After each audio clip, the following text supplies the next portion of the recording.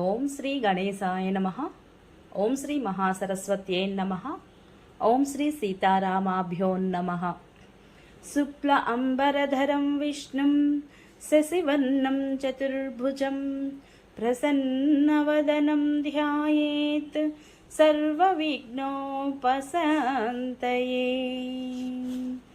ఆపదాముపహర్తారం దాతారం సర్వసంపదాం లోకాభిరామం శ్రీరామం భూయో భూయో నమామ్యహం. రామాయ రామభద్రాయ రామచంద్రాయ వేధసే రఘునాథాయ నాథాయ సీతాయ పతయే నమః. జై శ్రీరామ్. అత్యంత రమణీయమైన అద్భుత సుందర కావ్యమైనటువంటి సుందరకాండ నిత్యపారాయణలో భాగంగా మనం ఈరోజు 48వ రోజుకు చేరుకున్నాము. ఈరోజు మనము 54వ సర్గము ప్రారంభించుకోబోతున్నాము. ఇందులో మనకు లంకా దహనము, రాక్షసుల యొక్క విలాపము గురించి తెలుసుకోబోతున్నాము. చాలా బాగుంటుంది, చివరి వరకు స్కిప్ చేయకుండా చూడండి. జై శ్రీరామ్. ఇంతవరకును తన సంకల్పములను నెరవేర్చుకున్న హనుమంతుడు తదేక దృష్టితో లంకను చూచుచూ ఉప్పొంగుచున్న ఉత్సాహముతో అనంతర కర్తవ్యమును అంటే కార్యశేషమును గూర్చి ఆలోచింపసాగెను. ఇప్పుడు నేను ఈ రాక్షసులకు ఇంకను తీవ్ర మనస్తాపము కలిగింపవలసి ఉన్నది. అందులకై ఈ సమయమునకు తగినట్లుగా నేను చేయవలసిన కార్యమేమి మిగిలియున్నది. అశోకవనమైతే ధ్వంసమైనది, ప్రముఖులైన రాక్షసులందరూ హతులైనారు, సైన్యములో కొంత భాగము మట్టి కరిచినది, ఇంకా లంకా నగరము నాశనమునర్చుట మాత్రము మిగిలియున్నది. దుర్గమును నశింపచేయుట పూర్తి అయినచో నేను ఇంతవరకును చేసిన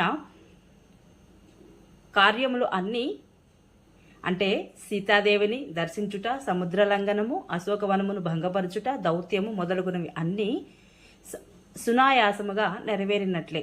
స్వల్ప ప్రయత్నముతోడనే ఈ కార్యమును కూడా పూర్తి చేసినచో నా శ్రమ ఎంతయు ఫలించినట్లేయగును.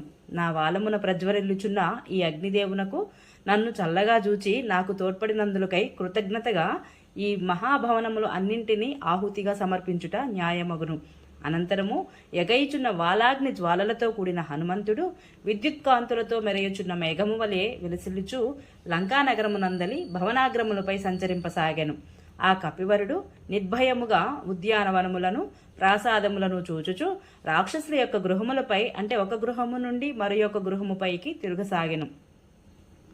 మహాబల పరాక్రమశాలి అయిన వాయువేగము గల ఆ హనుమంతుడు మొదట ప్రహస్తుని ఇంటిపై వాలి దానికి నిప్పంటించెను. ఈ విధముగా ప్రధానమంత్రి గృహముతోనే లంకానగర దహన కార్యక్రమమునకు బోణిగావించెను. పిదప మహాశక్తివంతుడైన మారుతి ఆ సమీపమునే గల మహాపార్చుని భవనము మీదికి దూకి దానిపై ప్రణయాగ్ని తుల్యమైన అగ్నిజ్వాలలను ఉంచెను. అట్లే మహాతేజస్శాలియు వానరోత్తముడు అయిన హనుమంతుడు వరుసగా వజ్రదంష్ట్రుని భవనము మీదను, ప్రజ్ఞాశాలి అయిన సుకుని హర్మ్యము పైనను, సారణ్యుని యొక్క గృహ పరిభాగము పైనను, ఇంద్రజిత్తు ప్రాసాదము పైనను వాలి వాటన్నింటినీ దహించి వేసెను. పిదప జంబుమాలి, సుమాలి అను వారి భవనములకు కూడా నిప్పంటించెను. మహాతేజస్శాలి అయిన హనుమంతుడు క్రమముగా రశ్మికేతుడు, సూర్యశత్రువు, హ్రస్వకర్ణుడు, దంష్ట్రుడు, రోమసుడు, యుద్ధోన్మత్తుడైన మత్తుడు, ధ్వజగ్రీవుడు, విద్యుజ్జిహ్వుడు, ఘోరుడు, హస్తిముఖుడు, కరాలుడు, పిశాచుడు, మణితాక్షుడు, కుంభకర్ణుడు, మకరాక్షుడు, యజ్ఞశత్రువు, బ్రహ్మశత్రువు, నరాంతకుడు, కుంభుడు, నికుంభుడు, దురాత్ముడు మొదలగు వారి గృహములను దహించి వేశను. కానీ గొప్ప కృతజ్ఞుడైన మారుతి విభీషణుడి ప్రాసాదమును మాత్రము తాకనైనా తాకలేదు. ఏలననగా విభీషణుడు రావణ సభలో తనకు అండగా నిలిచి ధర్మవచనములు పలికెను. వాసికెక్కిన ఆ వానరోత్తముడు ఐశ్వర్యవంతులైన రాక్షసుల యొక్క భవనములయందు అమూల్యములైన హర్మ్యములందు గల మణులు, ప్రవాళములు మున్నగు సంపదలను బుగ్గిపాలు చేసెను. మొదట అగ్ని, వాయువులు రావణుకు భయపడి తమ శక్తులను మందముగా ప్రదర్శించినను పిమ్మట సీతాదేవి ప్రభావము చేత ఆంజనేయుడిని విజృంభణ కారణముగా ఒక్కసారిగా చెలరేగిరి. సర్వశుభ లక్షణ సంపన్నుడైన మహావీరుడుగు హనుమంతుడు అందరి గృహములను అగ్నికి ఆహుతి ఒనర్చిన పిమ్మట రాక్షసరాజైన రావణుడి ప్రాసాదమునకు చేరెను. వీరుడుగు హనుమంతుడు మేరుమందర పర్వతముల వలె మహోన్నతమైనదియు సర్వవిధ శుభలక్షణములతో విలసిల్లుచున్నది, నానా విధములకు రత్నములతో అలంకృతమై ఉన్నది అయిన ఆ ముఖ్య ప్రాసాదమునకు తన వాలాగ్రము మండుచున్న అగ్నిని అంటించి ప్రళయకాల మేఘము వలె గర్జించెను. మహాబలశాలి అయిన అగ్నిదేవుడు వాయువు తోడగుటి వలన మంటలు చెలరేగగా వృద్ధి పొంది ప్రళయాగ్ని వలె ప్రజ్వరిల్లెను. అగ్ని తనకు వాయువు తోడగుటి వలన మిక్కిలి వేగము గలవాడై మహాబలశాలి అయిన ప్రళయకాలాగ్ని వలె చెలరేగిన జ్వాలలతో వ్యాపించెను. బంగారు గవాక్షములతో ఒప్పుచున్నవియును, ముత్యములతోడను, మణులతోడను, రత్నములతోడను తేజరిల్లుచున్నవి అయిన ఆ మహాభవనములు శిథిలములై కుప్పకూలిపోయినవి. పుణ్యము క్షీణింపగా సిద్ధుల భవనములన్నీయును ఆకాశము నుండి కూలి ధరిత్రిపై పడినట్లుగా ఆ ప్రాసాదముల యొక్క పైకప్పులన్నయూ నేలపాలయ్యను. స్వగృహములను రక్షించుకొనుటకై పరుగులు తీయుచున్న వారును, ఉత్సాహమును, బలమును, సంపదలను కోల్పోయిన వారును అయిన ఆ రాక్షసులు, అయ్యో నిజముగా అగ్నిదేవుడు వానరుని రూపంలో వచ్చినాడు అని గగ్గోలు పెట్టసాగిరి. కొంతమంది స్త్రీలు లబోదిబో అనుచు చంటి పిల్లలను చంకన పెట్టుకున్న వారై విడివడి జారిపోయిన కొప్పులను సవరించుకొనకయే మంటలలో చిక్కుపడిన హర్మ్యముల నుండి గబగబా దూకిరి. అప్పుడు వారు ఆకాశములు గల మేఘముల నుండి కిందికి పడుచున్న మెరుపు తీగల వలె తేజరిల్లిరి. ఆ హనుమంతుడు వజ్రములు, పగడములు, వైఢూర్యములు, ముత్యములు, వెండి మొదలగు వానితో నిర్మించబడిన చిత్ర విచిత్రములకు భవనములను, అగ్నితప్తములై కరిగి స్రవించుచున్న బంగారు, వెండి ధాతువులను చూచెను. అగ్ని కట్టెలతో తృణములతో తృప్తి పడుటలేదు. ఎన్ని భవనములకు దగ్ధము నచ్చినను హనుమంతునకు తృప్తి కలుగుటలేదు. హనుమంతుని చేతిలో హతులైన రాక్షస శవములతో భూమికి తృప్తి కలుగుటలేదు. అగ్నిజ్వాలలు కొన్ని చోట్ల మోదుగు పువ్వు వలె ఎర్ర రంగుతోనూ, మరికొన్ని చోట్ల బూరుగు పువ్వు వలె లేత గోధుమ రంగుతోనూ, ఇంకొన్ని తావుల కుంకుమ పువ్వు రంగుతోనూ ప్రకాశించినవి. మహాత్ముడు, మహాబల పరాక్రమము కలవాడు అయిన వానరోత్తముడు హనుమంతునిచే ఆ లంకానగరము రుద్రునిచే త్రిపులముల వలె దగ్ధమాయెను. మహాశక్తిశాలి అయిన హనుమంతుడు లంకానగర పర్వతాగ్రమునందు అంటే త్రికూట పర్వతాగ్రముపై గల గృహముల మీద కూడా అగ్నిని ఉంచెను. అప్పుడు భీమ పరాక్రముడైన అగ్ని వలయాకారమున ప్రజ్వరిల్లుచున్న మంటలతో ఆ భవనముల యందు విజృంభించెను. వాయువు తోడైన ఆ అగ్ని పొగలేని మంటలతో ఆ భవనముల యందు వ్యాప్తించెను. రాక్షసుల శరీరములే ఆ అగ్నిజ్వాలలకు ఆహుతులయ్యను. ఆకాశమునంటుచున్న మంటలతో ప్రళయాగ్ని వలె మహాశక్తి కలదై వృద్ధి చెందెను. ఆ మహాగ్ని కోటి సూర్యులతో సమానమైన తేజస్సులతో పూర్తిగా లంక చుట్టూను వ్యాపించెను.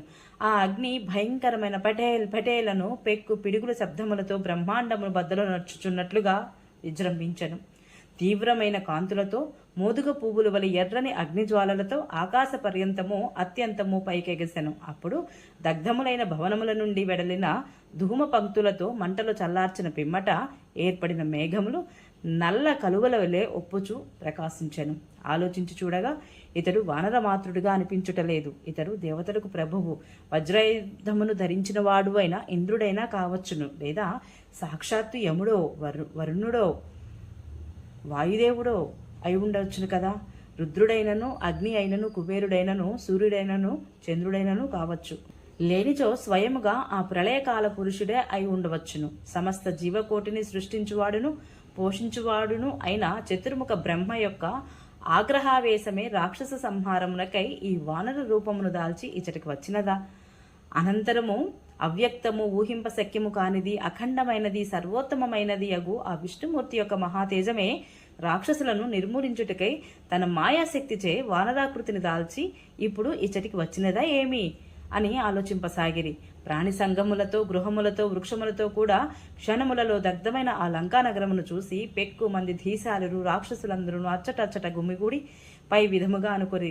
పిమ్మట రాక్షసులు రథాశ్వ గజములు, పక్షులు, గుంపులు, మృగములు మొదలగు వానితో కూడిన లంక అంతయు పూర్తిగా దగ్ధమైపోగా మిగిలియున్న లంకావాసులెల్లరూ దీనవదనములతో గగ్గోలు పెట్టుచూ ఏడవసాగిరి. అయ్యో తండ్రి, హా కుమార, అయ్యో నాదా, హా మిత్రమా, పుణ్యఫలమైన ఓ భోగమయ జీవితమా అని విలువిలలాడుచు రాక్షసులందరూ రోధింపసాగిరి. వారి విలాప ధ్వనులు మిక్కిలి ఘోరముగా భయంకరముగా నుండెను. హనుమంతుని క్రోధ ప్రభావముచే లంక నిర్జీవమాయెను. దాని చుట్టూను అగ్నిజ్వాలలు ఆవరించెను. అందలి ప్రముఖ వీరులెల్లరూ హతులైరి. భటులెల్లరూ పలాయనము చిత్తగించిరి. లంకానగరము శాపగ్రస్తమైన దాని వలె ఉండెను.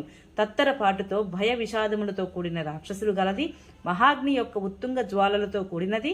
బ్రహ్మ యొక్క కోపాహతికి గురి అయిన అవని వలె ఒప్పుచున్నది యగు ఆ లంకానగరమును మహాత్ముడైన హనుమంతుడు వీక్షించెను.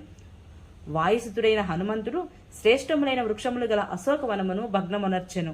రణరంగమున రాక్షస మహాయోధులను హతమార్చెను. వరుసలు తీరియున్న మేలైన భవనములు గల ఆ లంకాపురిని దగ్ధమునర్చెను. సంకల్పించిన కార్యములు చక్కగా పూర్తి అగుట వలన నిండు మనసుతో సంతసించెను. విచిత్రములైన త్రికూట పర్వత శిఖరాగ్ర ప్రదేశమున నిలిచియున్న వానరోత్తముడు వాలాగ్రమున ప్రదీప్తములైన అగ్నిజ్వాలా మాలికలతో విలసిల్లుచు కిరణపుంజములతో ప్రకాశించుచున్న ఆదిత్యుని వలె తేజరిల్లెను. మహాత్ముడైన హనుమంతుడు గుంపులు గుంపులుగానున్న ఆ రాక్షసులను పరిమార్చి బహువృక్ష శోభితమైన ఆ వనములను చిన్నాభిన్నమునర్చి రాక్షసుల భవనమును అగ్నికి ఆహుతి గావించి రామధ్యాన నిమగ్నుడాయను. వానర వీరులలో ప్రముఖుడును మహాబలశాలియు వాయుతుల్య పరాక్రమముడు మిక్కిలి ధీమంతుడు సర్వశ్రేష్ఠుడు అయిన ఆ మారుతిని దేవతలందరూ కూడా వేణోళ్ల ప్రస్తుతించిరి. మహా తేజస్శాలి అయిన ఆ వానరోత్తముడు అశోకవనమును ధ్వంసమునర్చి రాక్షసులను సమరభూమికి బలికావించి దగదగదలతో రమ్యమైన లంకానగరమును అగ్గిపాలు చేసి విరాజిల్లెను. అంతటా దేవతలు, గంధర్వులు, సిద్ధులు, మహర్షులు అగ్నిజ్వాలలతో దగ్ధమవుతున్న ఆ లంకాపురిని చూచి మిక్కిలి ఆశ్చర్యపడేది. సకల ప్రాణులు వానరోత్తముడైన ఆ హనుమంతుడిని చూచి ఆయనను కాలాగ్ని స్వరూపినిగా భావించి భయభ్రాంతులయ్యను. సమస్త దేవతలు, మునీశ్వరులు, గంధర్వులు, విద్యాధరులు, నాగులను, యక్షులు పరమ ప్రీతినొందిరి. అచట గల సకల ప్రాణులను మహానంద భరితములాయను. వాల్మీకి మహర్షి విరచితమై ఆది కావ్యమైన శ్రీమద్ రామాయణమునందలి సుందరకాండమునందు 74వ సర్గము సమాప్తము. జై శ్రీరామ్. ఈరోజు పారాయణ ఇంతటితో సమాప్తం. ఈ వీడియో మీకు నచ్చినట్టే please subscribe my channel, like, share, comment please. Thank you.